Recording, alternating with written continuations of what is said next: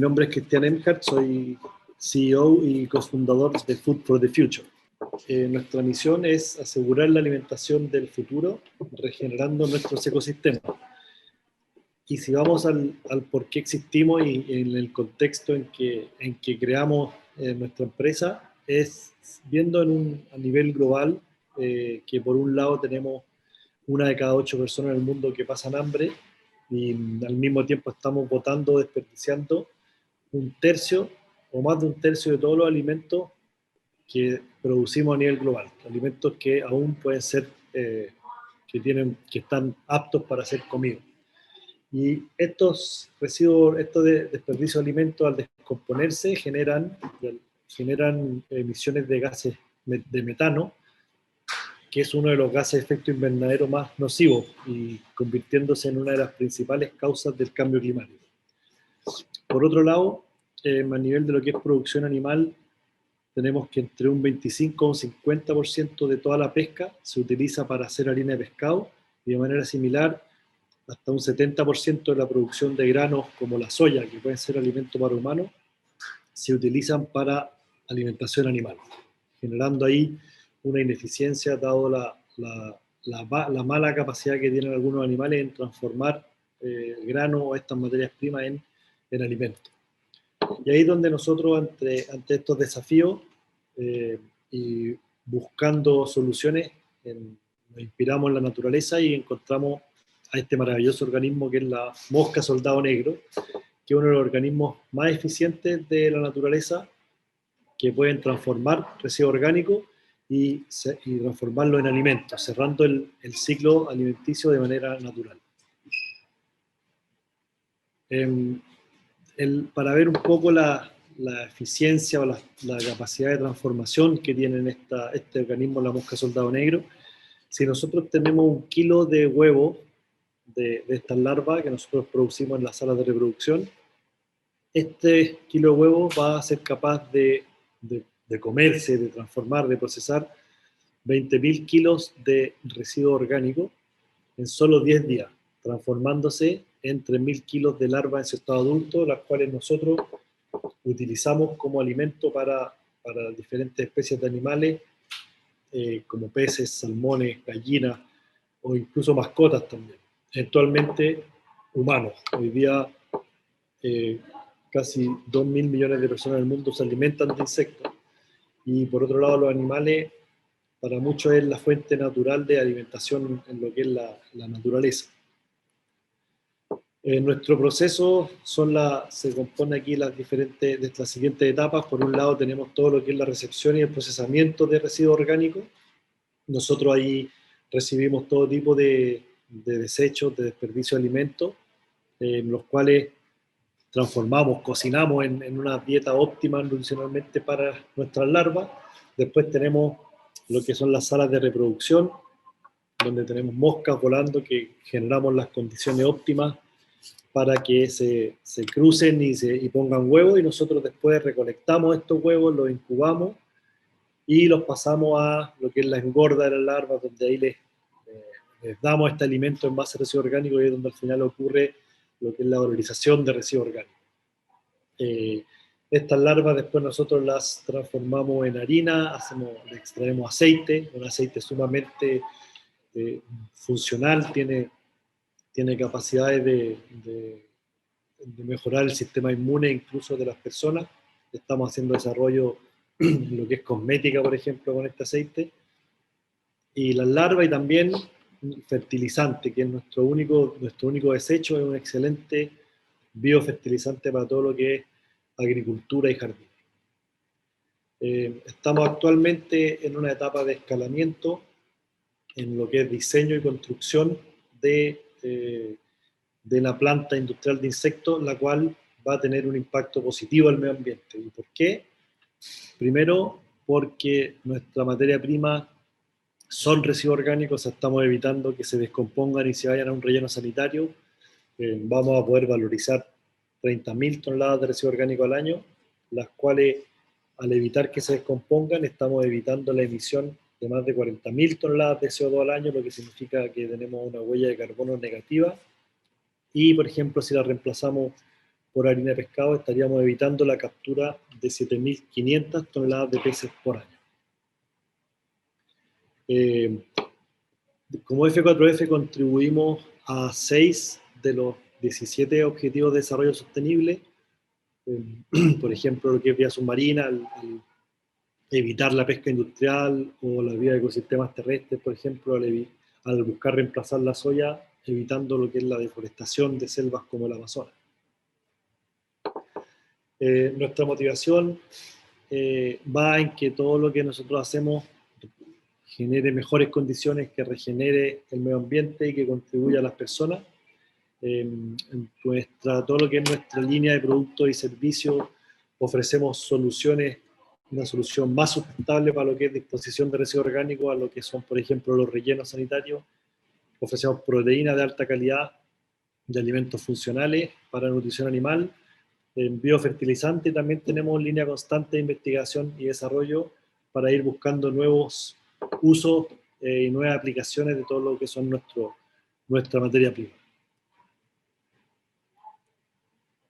Y los productos que hoy día estamos comercializando son alimentos para los salmones, alimentos para mascotas, biofertilizantes y también huevos. O sea, tenemos una granja de gallinas, las cuales estamos reemplazando el 100% de lo que es el alimento industrial con larvas vivas, que son gallinas verdaderamente felices, y estas las hacemos también en un proceso de que nosotros recolectamos residuos orgánicos de las casas, de los domicilios, y se las damos a las larvas, y las larvas se las damos a las gallinas, y ahí estamos comercializando estos huevos que son más funcionales, de mejor calidad y, por supuesto, más sabrosos. Ahora voy a mostrar un video de lo que es este proyecto de valorización de residuos orgánicos domiciliarios y producción de huevos. ¿Sabías que los huevos que comemos cada día son producidos por gallinas cuyo alimento tiene soya como ingrediente? Y para cultivar soya a cada segundo se deforestan hectáreas y hectáreas del Amazonas. F4F tiene un sistema de producción que permite reemplazar la deforestación por valorización de residuos orgánicos. ¿Cómo lo hacemos? Con nuestros partners de Zero Trash, retiramos y recibimos residuos orgánicos de los hogares de Talca. Es decir, tú nos entregas residuos orgánicos y nosotros podemos producir huevos con esos residuos como materia prima. Estos residuos son muy bien recibidos por nuestras amigas, las larvas de la mosca soldado negro. Estas larvas son el alimento preferido de nuestras gallinas. Les otorgan proteínas y energía, lo que hace además que tus huevos sean muy sanos y nutritivos. Es así que logramos cerrar el ciclo circular en el que tus residuos se transforman en tu alimento sustentable y estamos logrando un reemplazo del 100% de la soya. Busca los huevos que lleven el sello Insect Fed, que aparecerá cada vez más en nuestros huevos y en los de nuestros partners. Únete a la evolución de F4F. Cristian, muchas gracias por estar aquí. ¿Qué clase de niño eras? Yo creo que siempre me gustó el deporte, jugar, pasarlo bien, la naturaleza, aun cuando esta pasión por contribuir de ese lado es más viejo y crecido. Pero eso, o sea, siempre yo creo que el deporte por sobre todo. ¿Cuándo decidiste ser ingeniero y por qué? Desde el colegio, o sea, los últimos años siempre, no sé, era bueno en matemática, me gustaba, no sé si me gustaba, pero era bueno en física, y al final la carrera siempre, nunca tuve una duda en ese sentido, aun cuando es una carrera que me pasaba que estaba llegando a los últimos años y uno no sabía en qué se trabaja. Uno cuando es médico sabe en lo que va a trabajar, cuando es abogado también, pero en lo que estudié yo puede terminar siendo cualquier cosa, como un productor de insectos. ¿Tuviste referentes en tu biografía personal? Yo creo que uno siempre tiene referentes, o sea, mi papá era médico, pero siempre como innovador, sobre todo. A mí no me gustaba la medicina, ni las heridas, la sangre, el cuerpo, etcétera, pero siempre lo que era innovador o hacer cosas diferentes, yo creo que por ese lado sí. Y de ahí uno, no sé, ni uno en particular, pero siempre admirando gente que uno lo vea liderando equipos, liderando también desde la cancha, un poco, o sea, de diferentes ámbitos, o sea, en la construcción, en la misma medicina, pero siempre buscando sabiduría, sobre todo la experiencia que da la edad. ¿Cuándo comenzaste a interesarte por la sostenibilidad? Bueno, es súper marcado el momento, que cuando estudié no me fui por la carrera ambiental. De hecho, TI, soy de tecnología de información, nada que ver, ¿verdad? Pero sí, la verdad es que me fui a estudiar, tuve un intercambio en Australia, y ahí un poco buscando lo que me iba a dedicar, en una conversación con un arquitecto hablando de muchas cosas, me dijo, quien me habló de lo que se hacía como muy, muy normal en Australia, que se instalaban recolectores de agua lluvia en las casas, o sea, en los techos, todo el agua que uno ve en la canaleta, que de repente se va directo a la tierra, se acumula y se usa para riego. O sea, en un país como Australia, que tienen sequías más importantes, o sea, llueve harto, lo recolectan en un estanque y riegan. Y ahí como que para mí fue un antes y un después, o sea, fue como algo tan simple, eh, basado en la naturaleza, no se usaba en todos lados. Claro. Y eso fue lo que un poco despertó en mí el meterse, el investigar más en estos temas. ¿Cómo funciona exactamente el sistema? Es lo más simple que hay, o sea, porque sí existen las canaletas de agua lluvia de los techos, esa en vez de caer al suelo cae a un estanque. Y ese estanque tiene, al final, no sé, puede ser incluso por gravedad, o si no se le pone una bomba y va a una manguera y riega, así es lo más simple que hay. A partir de ahí entonces comenzaste a interesarte más en soluciones ambientales. Sí, ahí, bueno, de hecho mi viaje inicial era por 4 o 5 meses, pero en base a esa conversación y con esta misma persona empecé a buscar algo y me puse a estudiar. De hecho, el magíster, que no tuve tanto tiempo, realmente uno cuando se va a estudiar busca diferentes programas por todo el mundo y busca el más específico. Aquí yo tenía como poco tiempo para encontrar algo y ya estaba en una ciudad y ahí me metí en uno que no era específicamente enfocado en sustentabilidad, era más asociado a edificaciones, pero ahí le di el foco yo de, no sé, por eficiencia energética, de gestión de residuos, y también me encontré con un trabajo en una consultora ambiental donde profundicé mucho en lo que es conocimiento, mediciones de impacto ambiental. Entonces también eso, la huella de carbono, la huella de agua, te da como conciencia cuantitativa de lo que son los impactos ambientales de todo lo que hacemos y lo que necesitamos para vivir. ¿Qué sería la huella de carbono y la huella de agua, Cristian? Uno básicamente, bueno, en la metodología se llama el análisis de ciclo de vida, donde uno puede tomar un producto, una empresa, y lo que hace es que define todos los procesos involucrados. O sea, para hacerlo simple, quizás no se puede hacer un litro de leche. Un litro de leche, bueno, obviamente lo produce una vaca. Una vaca necesita tantas hectáreas de tierra, necesita comer tanta cantidad de alimentos. En el año va a producir, no sé, por decir algo, no tengo idea, 1000 litros de leche. Entonces, al final, todo, y el pasto quizás después, o la comida que se le da el formulado, tiene, no sé, maíz.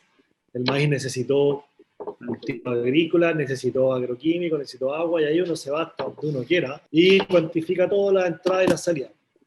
Las entradas son siempre, no sé, energía, agua y cualquier material o producto, y la salida sale un producto, y también salen emisiones al aire, emisiones al agua, y todo eso se cuantifica y al final se asigna al litro de leche. O sea, si la vaca comió 1000 kilos de alimento y generó 1000 litros de leche, necesitaste 1 kilo de alimento para producir 1 kilo de leche. En términos generales, ¿cuáles son las deficiencias del sistema de producción de alimentos mundial? ¿Cuáles no son al final? Todo el alimento que se produce, más de 1/3 se pierde. O sea, de todo lo que necesitamos para producir alimentos, 1/3 no lo estamos utilizando. O sea, de partida todos los recursos y todo el impacto que se generó, 1/3 a la basura. Después de los 2/3, bueno, generalmente siempre uno llega a lo que es las materias primas, a los cultivos agrícolas o la extracción desde el mar. Y ahí también, o sea, en lo que es agrícola, el uso de tierra, no hay más tierra cultivable. Para aumentar la producción de cualquier cultivo se está deforestando bosque o selva, como el Amazonas, por ejemplo. Y desde el mar, las materias primas, bueno, ahí lo que decía en la presentación, la harina de pescado, se pesca cada vez más profundo, cada vez se necesita arrastrar más fondo marino y se meten más especies. Entonces, en esta modalidad como de economía lineal, de crecimiento desmedido, con tal de crecer, se deja de mirar el impacto que se deja detrás. Entonces, yo te diría que en general todo está sobreexplotado, y por eso hay que buscar nuevas formas de cambiar las dietas, de cambiar la manera de hacer las cosas, y por eso nosotros justamente terminamos en lo que es producción de insectos. O sea, tiene una eficiencia inigualable a cualquier otra especie. La materia prima que usa es solamente residuo orgánico. Entonces, esos son el tipo de soluciones que se necesitan hoy día. O sea, cosas totalmente nuevas y métodos totalmente diferentes, porque más encima la producción de alimentos tiene que crecer en un 70% a nivel hasta el 2050, y los recursos no dan para producir un 70%. O sea, apenas dan con lo que estamos produciendo hoy día, y más hay que hacer un 70% más. 1/3 de la comida producida mundialmente se tira. ¿Qué impacto tiene la producción de alimentos en el medio ambiente? Por ejemplo, este tercio es solamente de alimentos, en calidad de alimentos. O sea, aparte de eso, hay residuos asociados a la producción de alimentos. No sé, por ejemplo, cuando se hace salsa de tomate, queda todo el puré, lo que no es tomate, o cuando siempre hay subproductos que también, y eso se van, gran parte relleno sanitario. Algunas se están empezando a hacer como compostaje o biogás, pero gran parte se está perdiendo en relleno sanitario, donde se descompone y emite metano, y es una de las principales causas del cambio climático. O sea, de hecho, todo este desperdicio de alimentos, al descomponerse,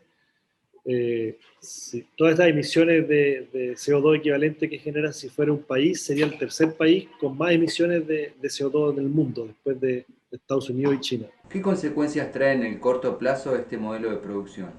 O sea, si seguimos así como estamos, no da, en verdad no da el sistema. O sea, aumentando un 70% la producción, tal cual lo hacemos hoy día, no es factible. No es factible por tierra, por el uso de tierra, por el uso de agua, por el cambio climático, por no sé, la pesca, los productos del mar, o sea, por ningún lado. ¿Cuál es una economía lineal y cuál es una economía circular? Sí, o sea, la economía lineal es de una lógica que extrae recursos del medio ambiente, básicamente, o sea, recursos naturales o a costas del medio ambiente, del uso de agua, etc. En base a eso produce, va contaminando, va emitiendo gases, va emitiendo emisiones de agua, o sea, va contaminando el camino, y al final lo que no se consume se pierde y se va a relleno. De ahí también van muchos recursos todavía recuperados. Y la economía circular es una economía que funciona como la naturaleza, en el fondo, donde los desechos de algunas industrias son un insumo de otra, y donde no se tiran residuos al medio ambiente, y donde no se extraen recursos del medio ambiente. Puede ser un poco utópico, pero es el único modelo que puede sustentar el crecimiento que tenemos como humanidad. ¿Cómo se desarrolló Food for the Future? Sí, bueno, ahí no, cuando me empecé con este trabajo de lo que es contabilidad ambiental o de huella ambiental, llegué a trabajar en Fundación Chile, se llama, que es un centro de innovación donde yo llegué con este proyecto y me permitió crecerlo. Relacioné mucho con supermercados como Walmart y toda su cadena de proveedores, entonces pudimos investigar mucho cuantitativamente lo que era, sobre todo el sistema alimentario y toda su producción.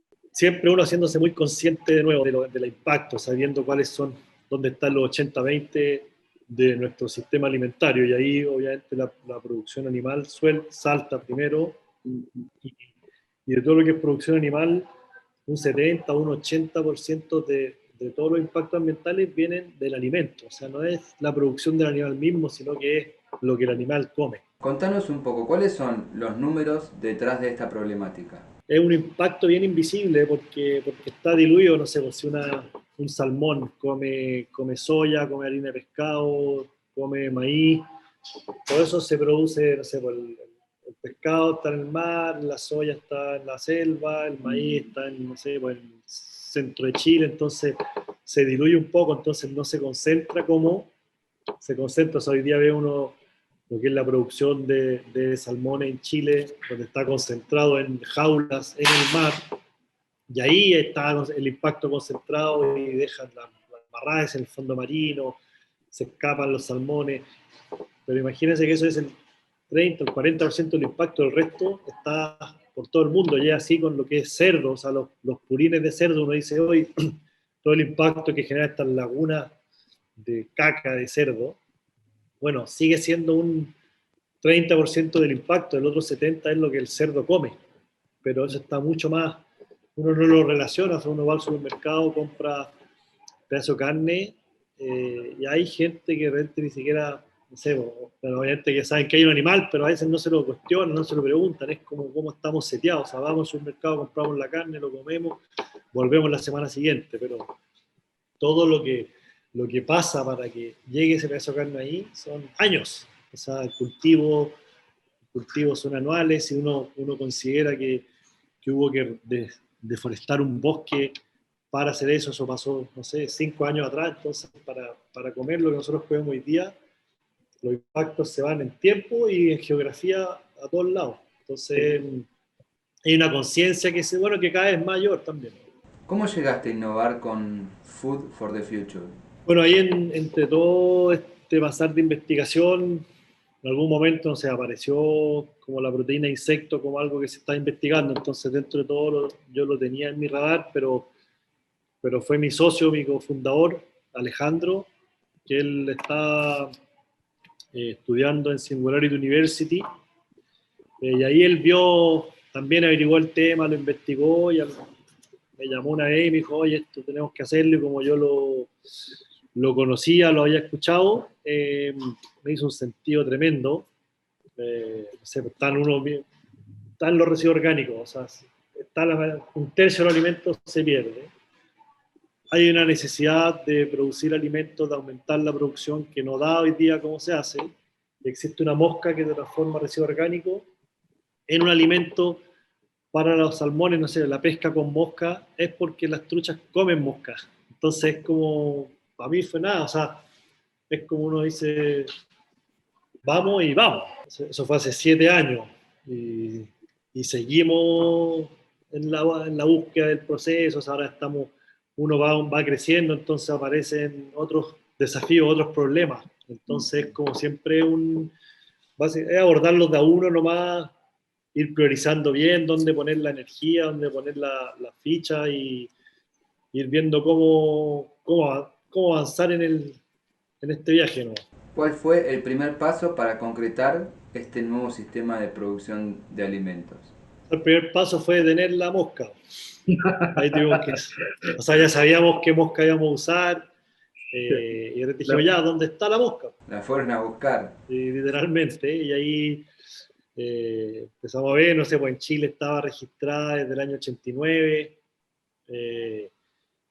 hoy día ya sabemos, la mosca se mete de repente en las composteras de la gente, pero uno no se da ni cuenta. Entonces, llegamos a algunos lugares de Chile donde se estaban como asalvajando, como se dice, o sea, estaban en lugares donde en sus ciclos anuales volvían, y ahí sacamos un pie de cría inicial, y ahí es lo que seguimos hoy día, 8 años después, cultivando en base a eso. De repente hemos importado también, como para ir refrescando la genética, por ejemplo. ¿Cuál es la visión de hoy en Food for the Future? La misión nuestra es contribuir a asegurar la alimentación del futuro mientras vamos regenerando los ecosistemas, o sea, poder suplir esta necesidad de producción de alimentos, pero sin dañar el medio ambiente, sino que todo lo contrario, mejorarlo. Y en visión es a nivel de Latinoamérica, ser un líder en todo lo que es nutrición regenerativa.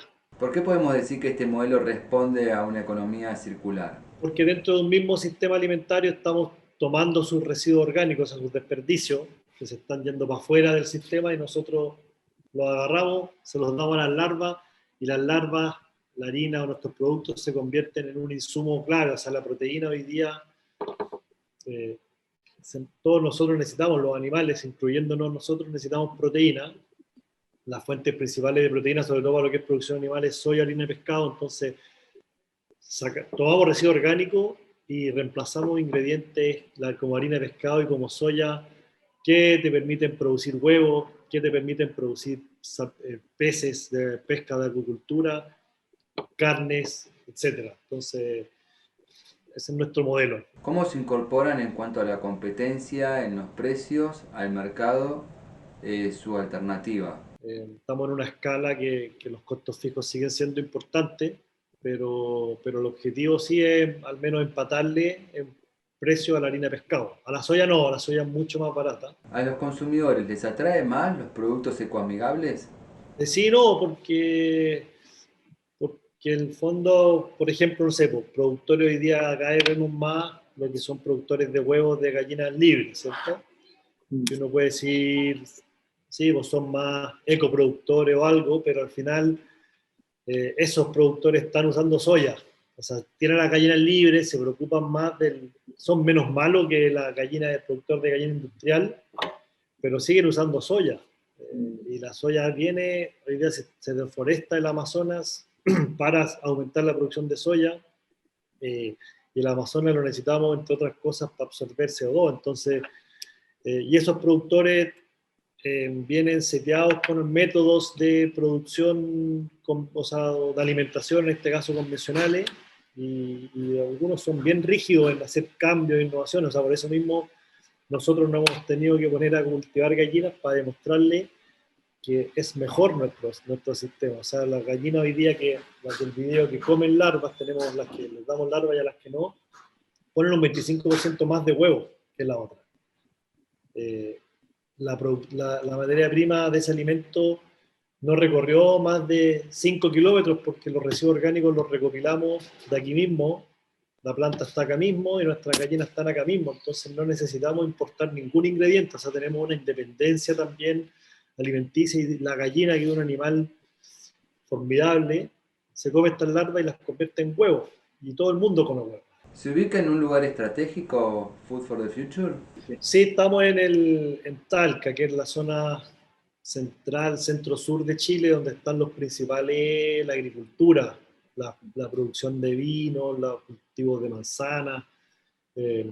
Estamos a 250 kilómetros de Santiago, entonces igual Santiago es un tercio de la población de Chile, entonces quizás como mercado final estamos más lejos, pero como polo de atracción y captación de residuos orgánicos es una posición estratégica. ¿Podemos decir que hay una ciencia del aprovechamiento del residuo? Sí, o sea, más que ciencia las larvas comen muy parecido a nosotros, entonces hay que balancear nutricionalmente en lo que es proteína, carbohidratos, vegetales, frutas, fibra. Entonces tiene que ser balanceado. Si le damos pura lechuga a un niño de 7 años, no va a crecer un niño. Entonces hay que balancearlo, pero eso es hacer las mezclas correctas. Nosotros también lo estabilizamos y podemos, como algunos residuos son de temporada, tenemos que poder almacenarlos. Entonces también tenemos algunos sistemas de estabilización y lo hacemos un ensilaje que podemos almacenar por meses los residuos orgánicos, que es algo que no pasa. ¿Cuáles son las principales fuentes de residuo orgánico? Como estamos en un proceso de escalamiento, también estamos en una transición de pequeños proveedores a grandes proveedores. Aun cuando hoy día estamos recibiendo de todo, o sea, desde domicilio, tenemos, no sé, hoy día hay emprendedores que van a retirar reciclables de las casas, entonces nosotros le dijimos, oye, dado que está yendo a las casas, ¿por qué no le preguntas si le retiraría residuos orgánicos también? Entonces también hay otra eficiencia más y lo hacen, y de hecho hoy día esos gallos prefieren retirar orgánicos porque es un 50% de la basura que nosotros generamos en la casa es orgánico, y del resto de inorgánico hay, no sé, 7 tipos: vidrios, plásticos, papeles. Claro. Entonces ellos tienen que separarlo. Entonces acá tenéis la mitad concentrada en un solo tipo. Entonces también es algo más simple. Entonces tenemos las casas, estamos empezando en supermercados, en restaurantes, y también ya en plantas agroindustriales donde se hace, no sé, jugos de manzana, salsa de tomate, las cervecerías. Todo eso generan grandes volúmenes que nos llegan camionadas de, no sé, 20 toneladas de un solo tipo de residuos. Entonces también estamos balanceados ahí por ahora. ¿Cómo se proyectan en el mediano plazo? Estamos en proceso de escalamiento importante, o sea, un escalamiento de 100 en 2 años, llegando a poder procesar 30.000 toneladas de residuos orgánicos al año. ¿Cuentan con financiamiento? Sí, siempre financiamiento público y privado, como en un 30% público. Contanos, Cristian, ¿hay ejemplos de este tipo de soluciones en otros países? Bueno, el tema está súper efervesciente a nivel global. O sea, en Europa se están haciendo plantas, en Estados Unidos, en Norteamérica, en Asia también. Y son, no sé, una empresa, las más pioneras serían unas 4 o 5 empresas. De ahí nosotros quizás venimos como en una segunda generación, que serían otras 10, un poco menos. Y de ahí ya como empresas chicas, no sé, serán decenas o cientos, que a mí en Chile mismo siempre me escriben, oye, queremos empezar esto. Entonces ahí ya uno pierde, pero en el fondo es una industria que se está impulsando a nivel de crear una industria nueva, así como, no sé, pues fue quizás la energía renovable, la energía solar, más específico. O sea, es algo como que por todos lados va surgiendo así de abajo hacia arriba. O sea, hay desarrollo de tecnología importante que hacer y que seguir optimizando. ¿Qué datos se estiman de producción de alimentos? Mira, al 2050 hay unas cifras que se estima que un 15 o hasta un 20% de la producción de proteína global vendría de lo que es insecto. ¿Qué tip podés darle o tips a alguien que desee innovar? Por un lado es muy importante creer en lo que uno quiere hacer o impulsar, sin enamorarse. O sea, siempre hay una frase, un dicho ahí en el emprendimiento de no enamorarse del proyecto, y eso significa que a veces, no sé, pues, a la primera o a la segunda no es, y uno tiene que, siempre dice, si uno va a fallar, ojalá fallar rápido y cambiarse. Pero en el fondo, hay lo mayor que se persigue, eso uno tiene que no soltarlo y no ceder, y que todo fallará siempre. ¿Qué obstáculos han tenido que superar en Food for the Future? Son diarios, pero no sé, de algún momento en los lugares donde estábamos nos han querido echar donde estamos instalados. ¿Por qué motivo? Por cualquier motivo, si al final todo falla, no sé, pero oye, no, se tienen que ir y nosotros no nos vamos a ir. No nos podemos ir. Entonces, desde eso hacia abajo, todo lo que se te pueda ocurrir. ¿Qué tipos de empresas son necesarias para el futuro? Se habla mucho de cómo, no sé, de cómo ser una empresa de economía circular, pero en el fondo economía circular es como es una forma, no es, o sea, es un fondo, no es una forma. Entonces, eso tiene que ir como el concepto circular, tiene que ir si uno está empezando algo, tiene que ser con los principios de la economía circular, o sea, para partir.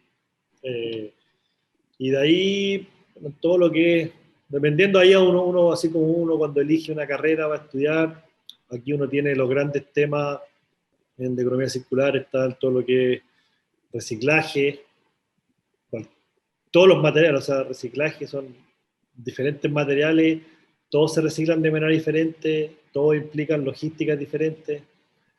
El reciclaje hay que de valorización, entonces son, no sé, muchos tipos de cosas que uno puede hacer, tiene que buscar.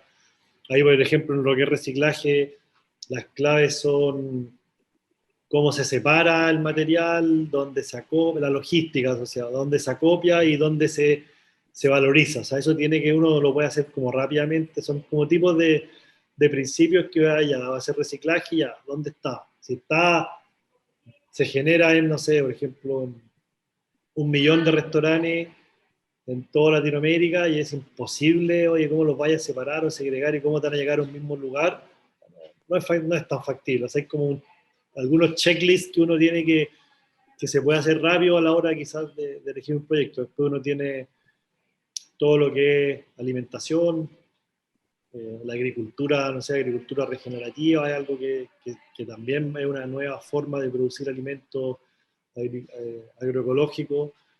Se están haciendo todo lo que es huerto de producción urbana, huertos verticales, después tienen una energía, todo lo que energía es algo que está más desarrollado, entonces hay como grandes así como temas que uno puede ir dependiendo de lo que uno le gusta y tiene que ir investigando, viendo y buscar a dónde están las oportunidades, o sea, quizás una oportunidad en la ciudad que uno vive o un tema que no sé, pues no están no desconectados dos puntas, eh, y de ahí, clave, no sé, buscar un buen equipo gestor que crea harto y que estén dispuestos a pelear harto tiempo para lograr lo que se quiere.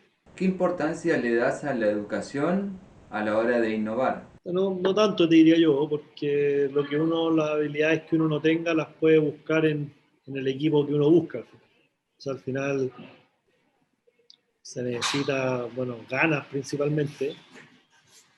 pero y ser claro con qué es lo que, para lo que es lo que es bueno uno, qué es lo que le falta y hay que buscar quién se complementa, cómo lo complementa la falencia de uno. ¿Qué has aprendido en el camino de la innovación y de la sostenibilidad? Bueno, la sostenibilidad es que es el único camino hoy día, o sea, hoy día ya en las empresas cada uno lo habla más y ya está permeando a todo nivel, entonces es como mainstream, casi que la palabra sostenibilidad debe dejar de existir porque es como tiene que ser todo. Innovación, sí, hay ciertos métodos, conceptos que si uno quizás no sé, pues yo tuve la suerte de trabajar en Fundación Chile, que es un centro de innovación donde hay metodología, o sea, innovación no es una palabra, tampoco, hay sistemas de innovación o no sé, cómo se buscan, cómo se generan las innovaciones, siempre, por ejemplo, es asociativo, o sea, es innovación abierta, se llaman, que uno abre, no sé, una empresa grande tiene un problema y lo abre e invita a hacer innovación abierta para solucionar ese problema.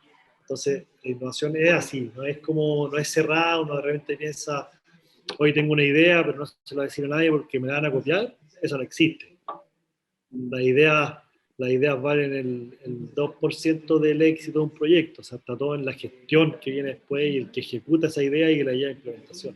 ¿Cuáles son los pros y contras de innovar en América Latina? Los pros es que las oportunidades son muy grandes, o sea, hay poco hecho, hay mucho desafío social, ambiental, eh, que no se han solucionado aún, o sea, y tampoco pero lo que implica que son mayores las oportunidades y los contras es quizás justamente como no hay tanto hecho, el cambiar lo que es más convencional o tradicional, de repente el, la inercia que hay que transformar es súper pesado hacerlo, entonces también cuesta. ¿Cuál es tu reflexión sobre el futuro de la región? El futuro de la región es que tiene todas las condiciones tiene, no sé, por los recursos naturales, tiene el capital humano, y tiene las oportunidades para ser una región casi que independiente o autosustentable de lo que es alimentación, energía, eh, etcétera. O sea, tiene una región súper diversa en clima, en geografía, en gente las oportunidades son grandes en términos económicos y por ser una región quizás de menos gente, uno dice no es tanto peso, pero sí, Latinoamérica, bueno, hoy día para mal, por ejemplo, no sé, pues en lo que es COVID o coronavirus, están los peores rendimientos, pero ahí también mismo hay oportunidades también de, no sé, pues, por ejemplo, se generan oportunidades de salud para alguien que tiene alguna solución o un emprendimiento en el tema. Y entonces es súper cercano quizás el poder aplicar o emprender si uno tiene buenas soluciones.